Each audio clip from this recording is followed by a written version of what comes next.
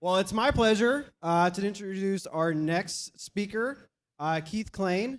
And if you've ever Googled Keith's name in a search box, you'll find just an enormous wealth of testing knowledge, and especially around context-driven type testing is one of my favorite bloggers, and not more than bloggers, but actually thought leaders in the space.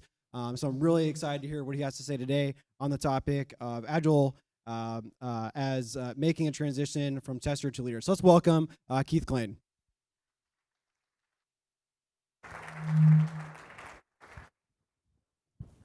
Lonely up here. How is everyone? Yeah, I get the coveted post-lunch slot where all the turkey sandwiches are going to set in and start to turn to concrete in your stomach, so try and keep you entertained. Interesting, this talk, when I was about, I guess, a month ago, I was catching up with Jeff on what was going to happen with the conference and everything else, and I thought, well, I guess I should probably figure out what I'm going to talk about. And I looked on the website, and lo and behold, Jeff had come up with a title for me and actually written a little synopsis, which is great because it kind of made me rethink about some of the things I've spoken about and kind of rephrase it. So if this talk sucks, you can blame Jeff. But what I want to talk about today is how to increase the value of yourself and your testing organization in your organization. And so I'm going to put a couple disclaimers here before I start. The first one is, and I don't think people do this enough, is give you context for my experience, for their experience when they're talking.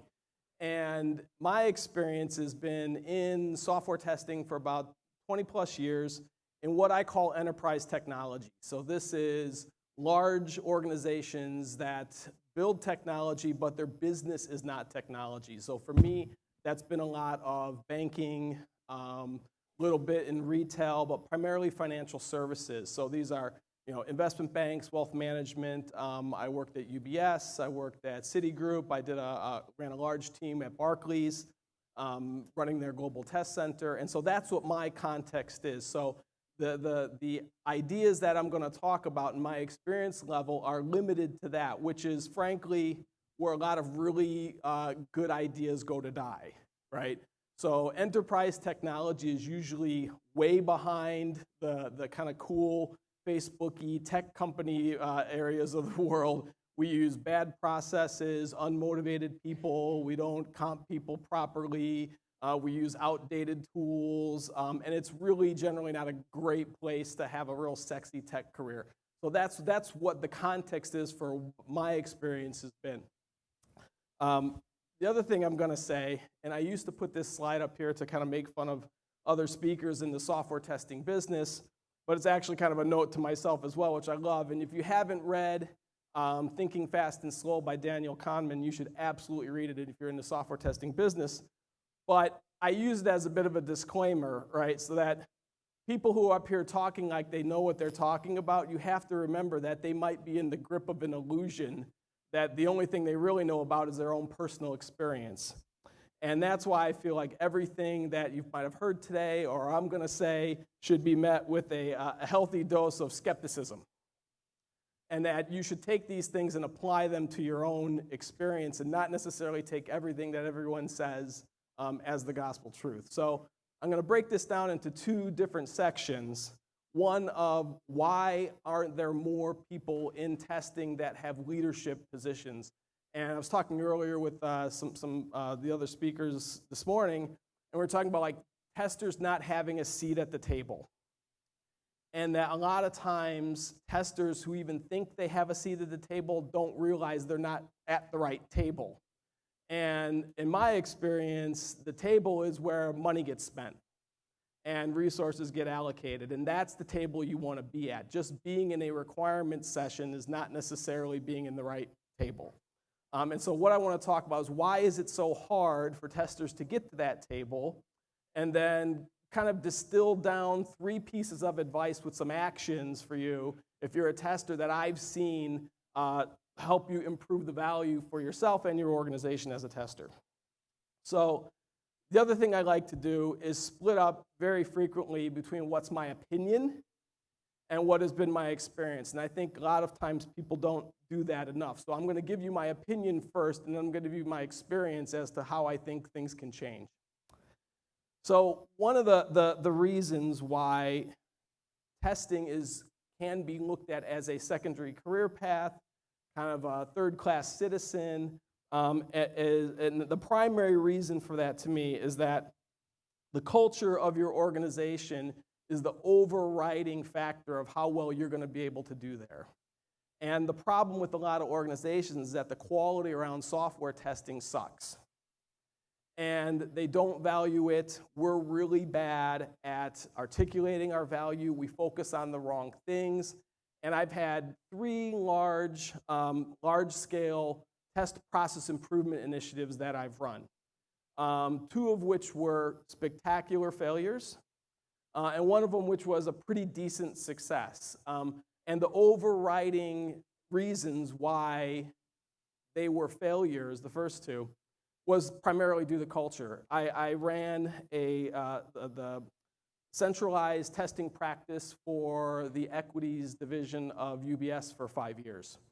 And I thought I was doing okay, and I thought it was doing great. But the problem was that the organization didn't like me. And I thought I had a very, very strong case of smarty pants syndrome. I thought I knew what was best for the organization. I had a lot of new ideas I wanted to try out. I was ramming a lot of things down people's throats. And as well, I had a lot of senior level support. But when those folks left, the place was through with me rather quickly, and then the whole team got disbanded. So I would I would put that in the failure column. The second example that I tried to run a large-scale test process improvement initiative was at Citigroup. And the problem wasn't with the organization, the problem was with me. They didn't hate me, I hated them. And I really did not enjoy working there. And it was one of those, opportunities in life when you know you're going to do the job just for the money, and it doesn't matter how much money they pay you if you don't like the environment you're in. You're just not going to be successful there.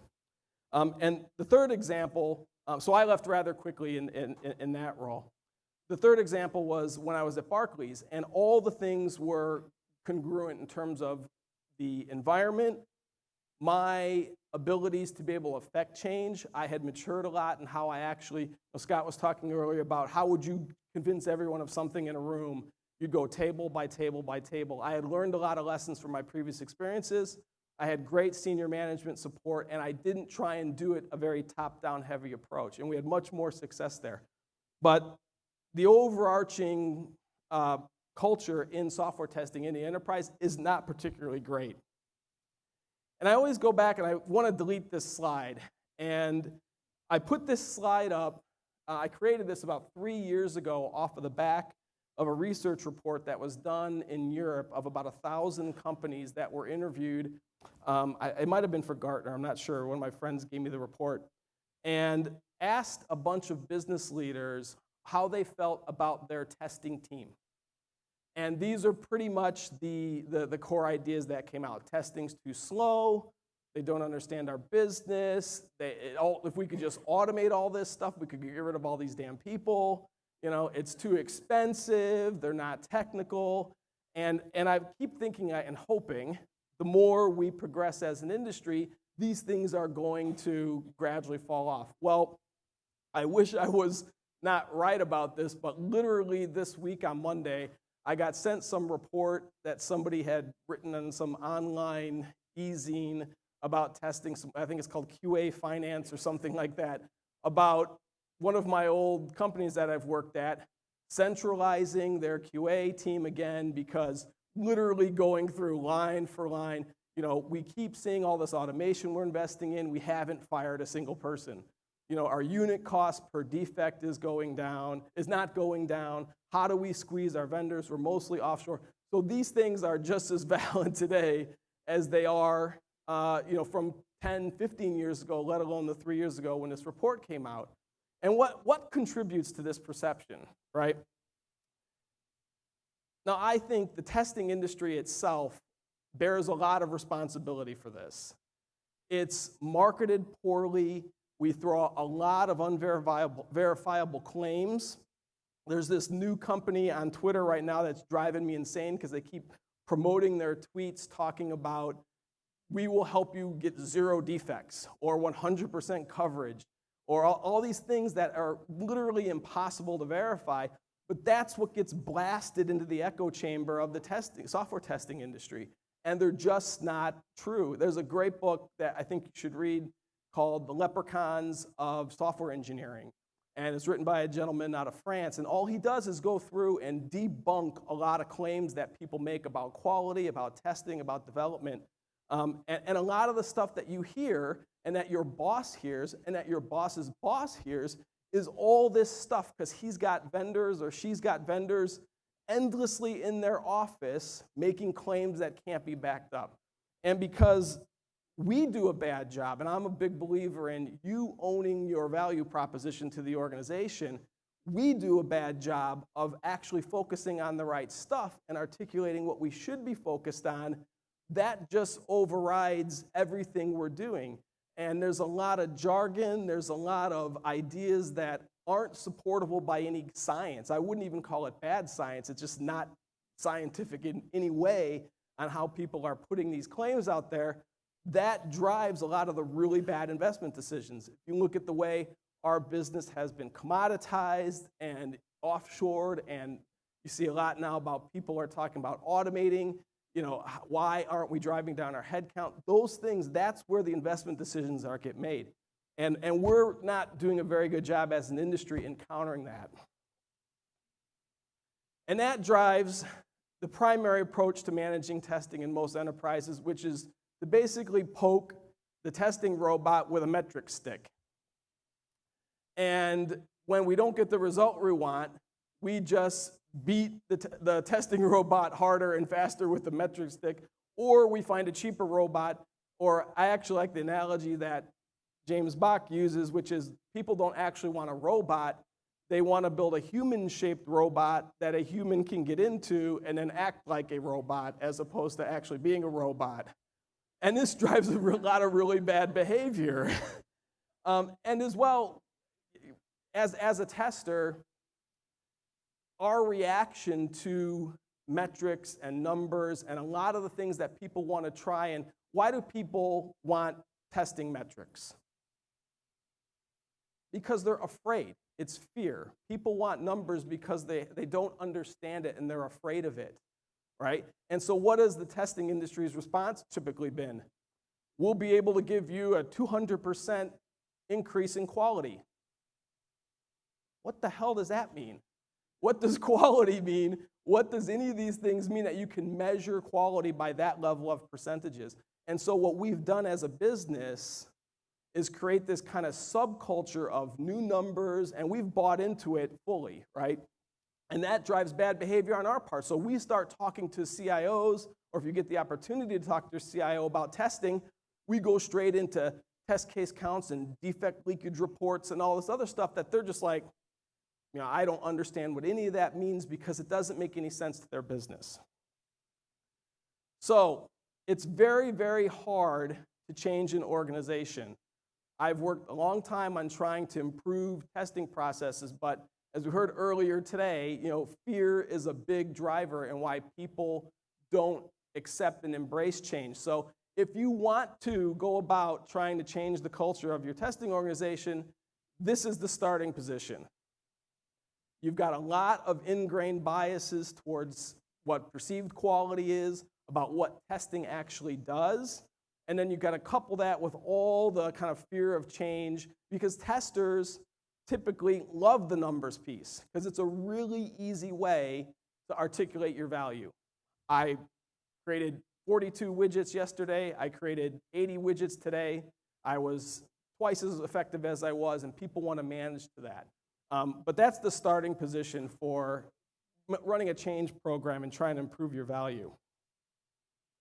So, I give an introduction to software testing course to junior level testers, and I use this slide as an example. Does anyone know what this is, what the Hillary step is? So the Hillary, do you know who that is? Edmund Hillary and Tenzing Norgay? Right, so that's Everest, right? So when they first summited, it wasn't like what you see now, which is roped off ladders across the ice falls and everything else.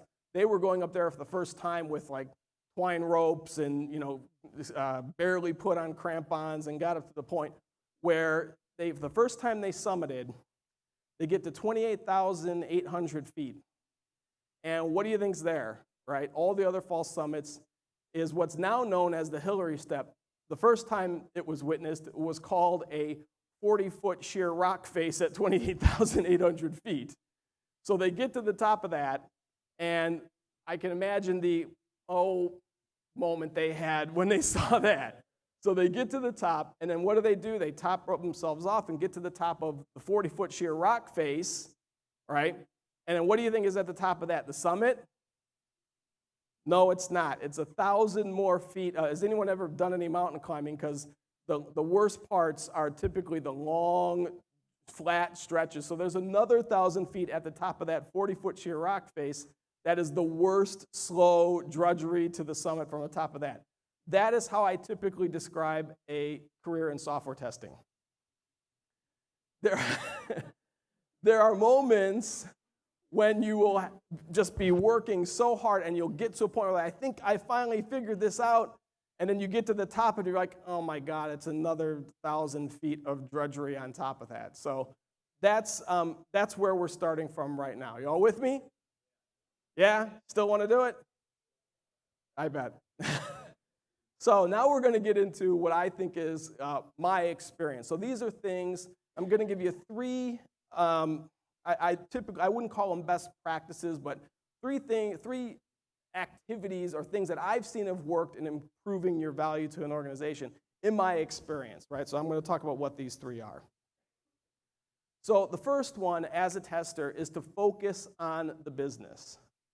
And that may sound really simple, but particularly in technology, we can get so focused on the technology, we forget that the technology we're building supports a business that isn't focused on technology, right? And I tell people, and I tell junior level testers and test leads and test managers, if you can't draw a direct line between what you're doing, how that is manifested in your test approach, how that aligns to your program objectives, how that supports the overall technology mission, and what that does to further your business's objectives, in my experience and opinion, you're doing it wrong.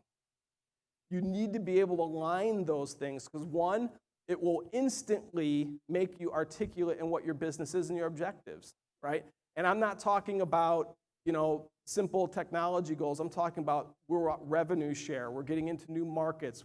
I'll give you some tips on how to find that stuff out later. But you need to be able to draw those lines. Because if people are just dependent on all the artifacts and accoutrement that comes from software testing, they're going to be confused by all that. If you go talk to your CIO or CFO or head of technology about test case counts, the first time, if you got your elevator pitch with somebody in the business, and the first thing you do is start talking about how many tests you ran or snares, I barely care about that stuff, and I've run testing for a very long time. You would be able to translate it into actual business objectives. And that's something I've read recently about in the last 2 years, about this book by Harry Collins, who's the professor of sociology at Bristol University in the UK, the book is called Rethinking Expertise. And the idea is that expertise lives on a continuum. So on one end, you've got the kind of Cliff Clavin, beer mat, knows a little bit about a lot of things, all the way to the other end of the spectrum, which is about contributing to the science. You're actually at the white hot core center of the science, and are contributing to moving that. Interactional expertise, and at the risk of insulting you reading this, is expertise in the language of a specialism in the absence of expertise in its practice. So I can talk to sales traders about equity derivatives, but I don't sales trade for a living, right? And what that does is, one, demonstrates my expertise in their business, or at least the language of it, to the business.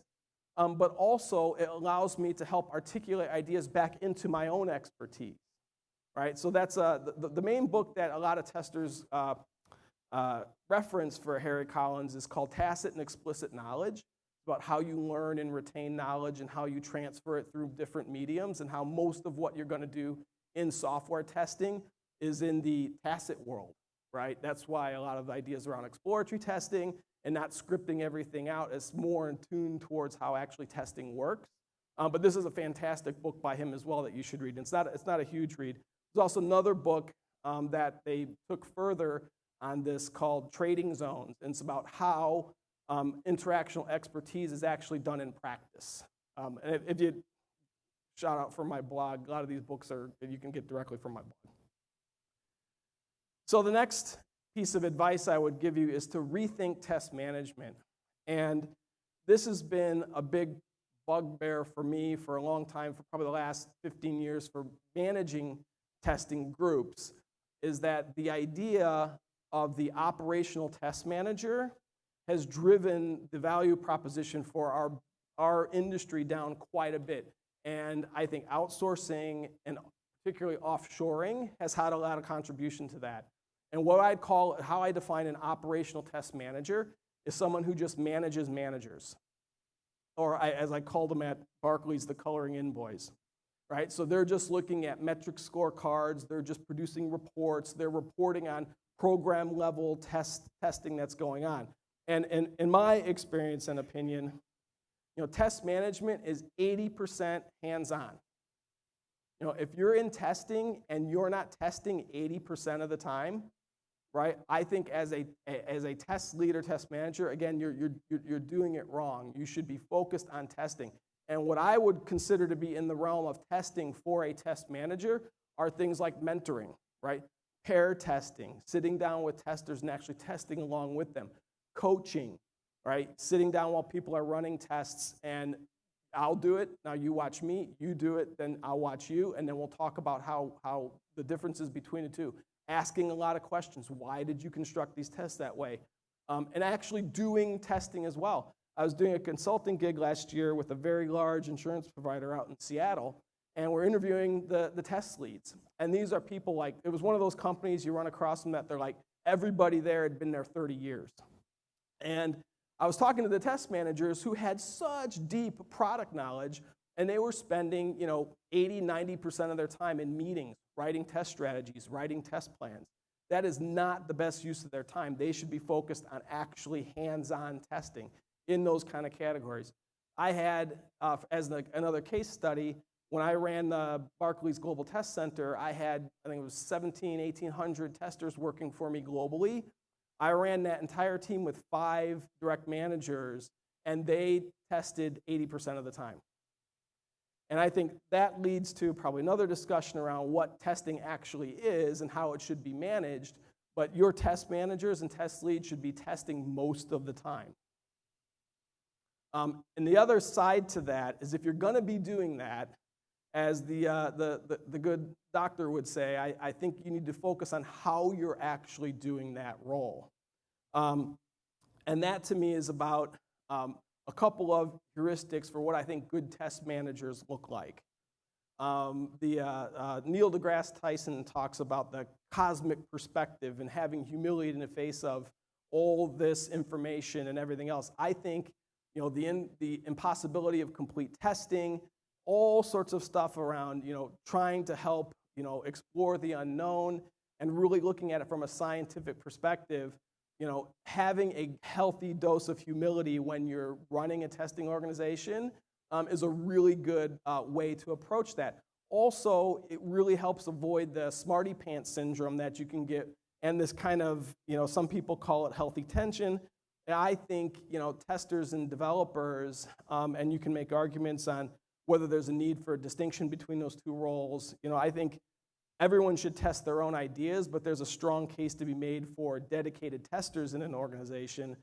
But the way you relay information, the way you talk about problems and issues that you found, coming at it from a, I don't know everything, this is what I've seen and observed is a great way to start.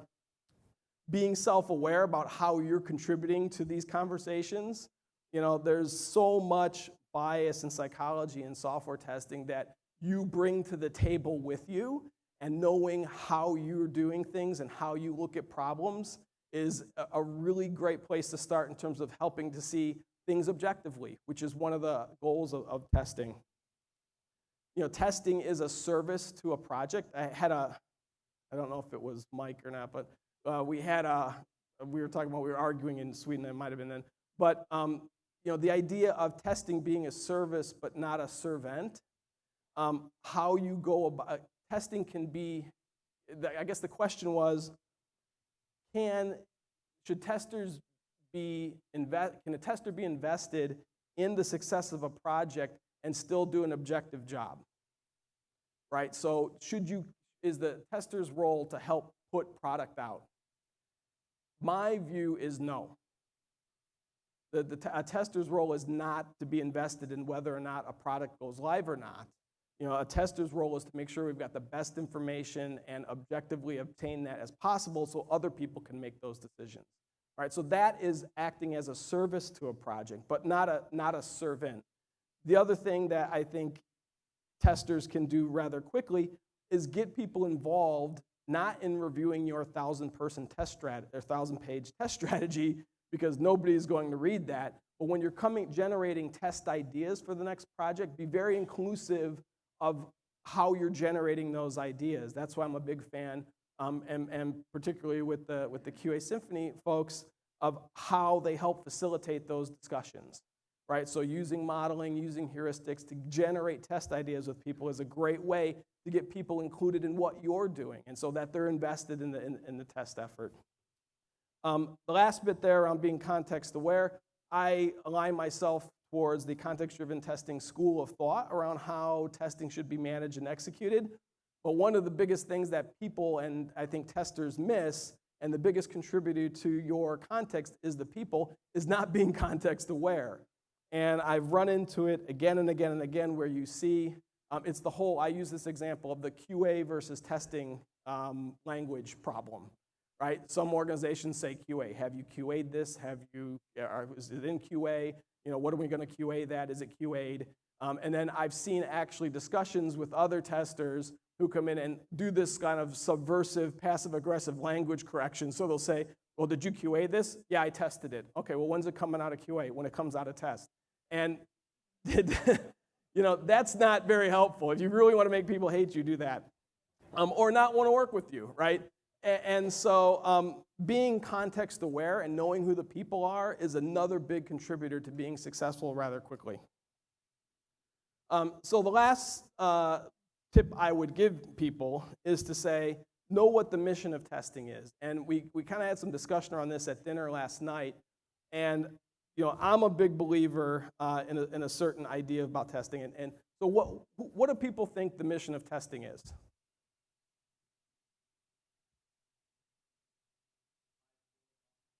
High quality. You guys like that noise, don't you?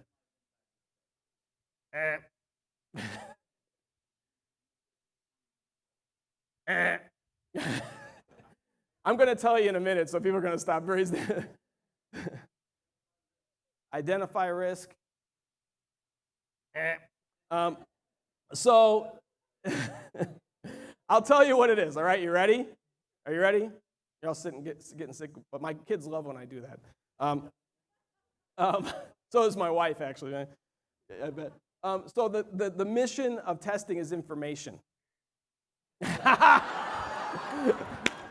Brilliant. So the mission of testing is information. That's great. Make sure he gets a T-shirt. And all those things you all raised are types of information, or there's an information set around that.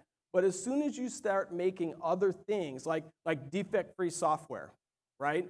And I know you're probably saying, you're laughing as you say that, it's probably a bit of a joke, but that's not too far from what I've seen a lot of organizations try and do, or a lot of vendors will tell you they can help you achieve, right? It's defect-free software, which is, one, impossible, and two, what happens when you start looking for something specific?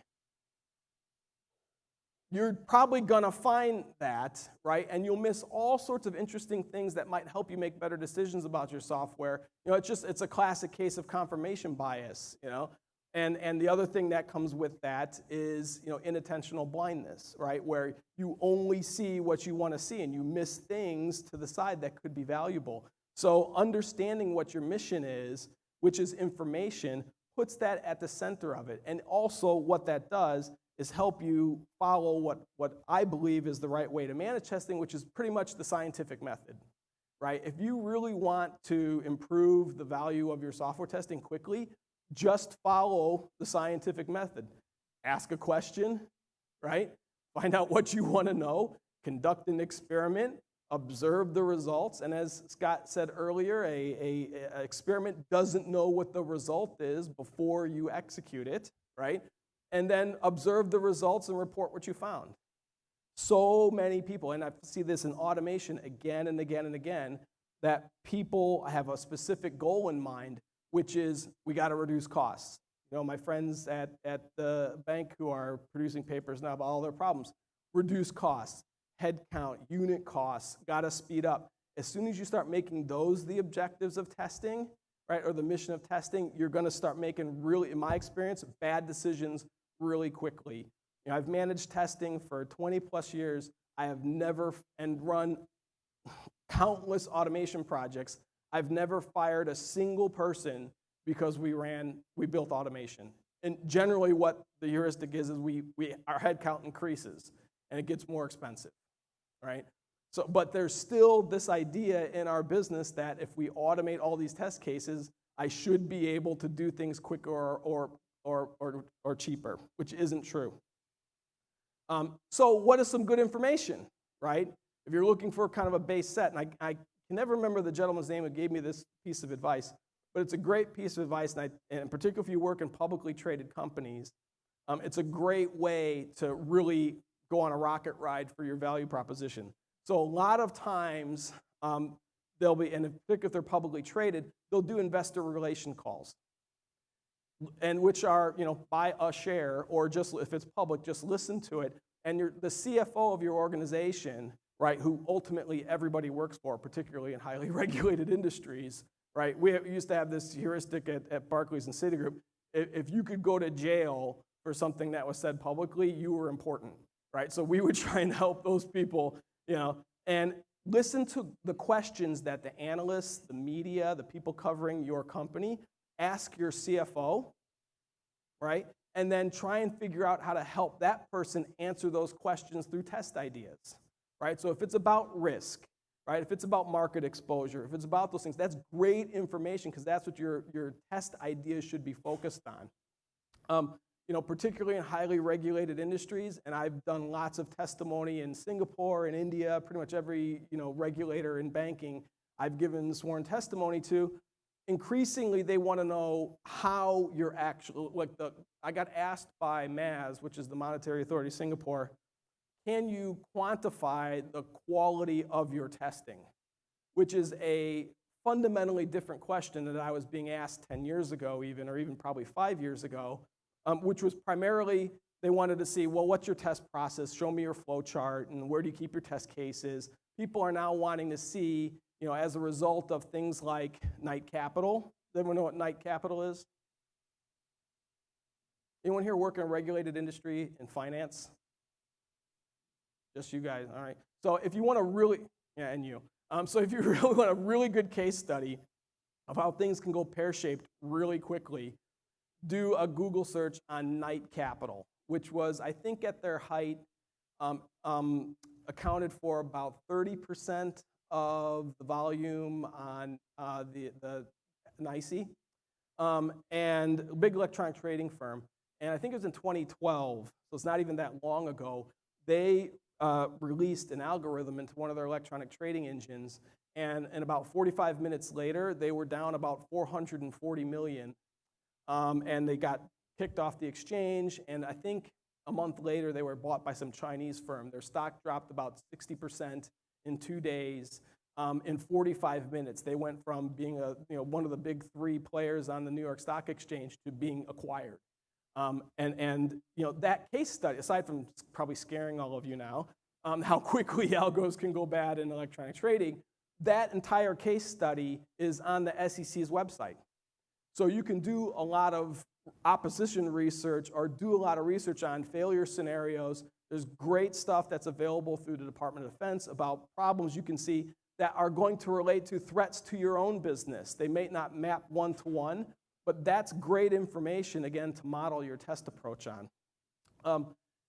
Doing a lot of opposition research, and that's why I like doing things like this, because you get a chance to talk to testers about the industry, but so many people who are software testers have no idea who people are, what our business is. By show of hands, I'll just do this poll for them. Who here knows who James Bach is? Right, maybe 15, 20%, right? So James Bach is probably one of the most famous software testers on the planet. He's an expert witness. He was the expert witness for Netscape and the Microsoft Netscape. Can you separate Explorer from their operating system? He actually did the whole expert witness testimony on that. He writes tons of books about that, and so few people actually look into the business and see. He has got tons of information and great test ideas and free strategies and heuristics that you can use and do that you can quickly adapt to your own environment. And lastly, at the risk of being slightly hypocritical here, I've actually come to a few traders before with ideas that we came up with for new business opportunities. Because if you're modeling the user space, if you know your business well, you can actually start to come up with ideas for new things. If you want to increase your value to your organization quickly, actually come up with some market research that you're incorporating into your testing. And lastly, you're happy now? And lastly, manage your own expectations. I think this is, probably my favorite. I should probably get it put on a t-shirt, but changing testing is extremely hard. There's a lot of ingrained bias in our business, in our industry. People don't want to change. You're fighting an uphill stream against a lot of the vendors and a lot of preconceived ideas about what testing is. So if you want to do this, I would focus on yourself first, and then your team around you. The implementation that I did at Barclays, we started with a few small teams. We did tons of extra work. We just had to do it, and then started to evangelize those out around us. But we started with the individuals first. But it's going to be extremely hard, and a lot of times you have to wait for the right environment for you to be successful in that. So with that, thank you very much. I don't know if we have time for questions, but that's me. Do we have any questions for Keith? 100 people or so. So we stopped doing test cases, basically altogether. Instead, we switched to something called test notes, and this is kind of like a real Miko-ish approach. And we started looking into doing exploratory testing, but we haven't. And my partner and colleague here, he looked into some of the box works too, but we haven't seen specific frameworks or kind of like very actionable guidelines on how to do exploratory testing. So are there frameworks or specific methodologies that teach you how to do that? Yeah, there's a ton of stuff that you can absolutely watch, talks. Available on his website is the heuristic test strategy model, which breaks down. Have you taken rapid software testing? No, so there's some training that's available in that on how to structure exploratory testing. John Bach invented, his brother actually invented a way of managing exploratory testing called session-based test management, there's tons of stuff available on that you can see. But also, one of the great things about the context-driven testing community is you should reach out to James directly. I'd probably do it privately first, because if you know James, he's very loud and very opinionated, but he also does a lot of stuff to help people get better at testing privately. So I can probably turn you on to some of those tutorials and videos and things to watch. Thanks. Other questions? All right. Thank you, Keith. All right. Thank you.